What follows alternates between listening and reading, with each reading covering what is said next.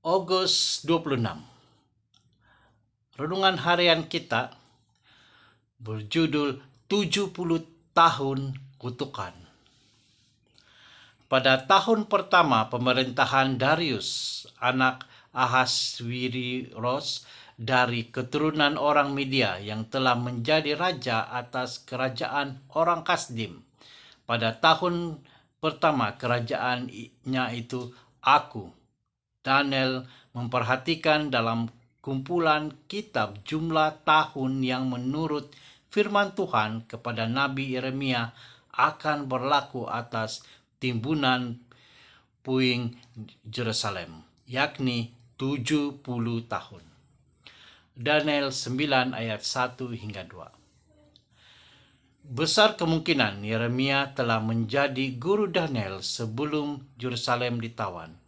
Hampir 70 tahun kemudian, Daniel mengingati kembali nubuatan yang penting ini daripada bekas gurunya mengenai hukuman Tuhan ke atas Yerusalem yang akan berlangsung selama 70 tahun. Sekarang penghujung tahun waktu itu hampir dekat dan Daniel mencari Tuhan supaya pemahaman yang lebih lanjut tentang penggenapan nubuatan ini diberi kepadanya. Perkara pertama yang kita perlu fahami ialah Israel telah memberontak melawan Tuhan sejak mereka meninggalkan Mesir kira-kira 1000 tahun sebelumnya, dan sudah tentu sejak waktu itu kerajaan itu terbahagi selepas Salomo kira-kira 400 tahun sebelumnya.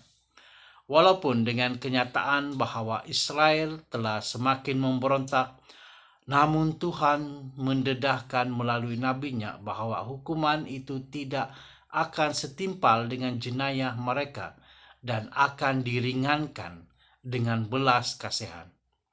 Jika Tuhan mahu bertindak adil, Dia boleh sahaja menghukum Yehuda jumlah masa yang sama dengan jumlah masa yang mereka telah memberontak.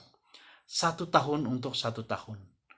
Akan tetapi, sebagai ganti menghukum umat pilihan selama beratus-ratus tahun dengan penuh belas kasihan, Tuhan telah memendekkan masa pendisiplinan umatnya kepada masa yang agak singkat, yaitu 70 tahun.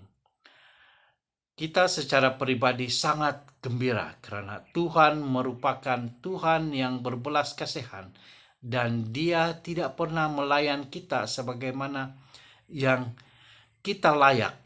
Malah Tuhan sentiasa melayan kita dengan lebih baik dan lebih banyak.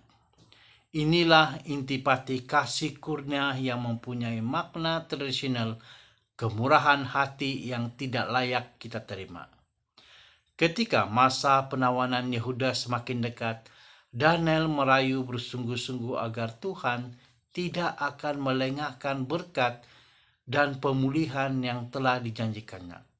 Marilah kita juga seperti Daniel mencari Tuhan yang kaya dengan rahmat, agar kita dapat dipulihkan dalam kemurahan hati dan berkat-Nya. Mari kita berdoa.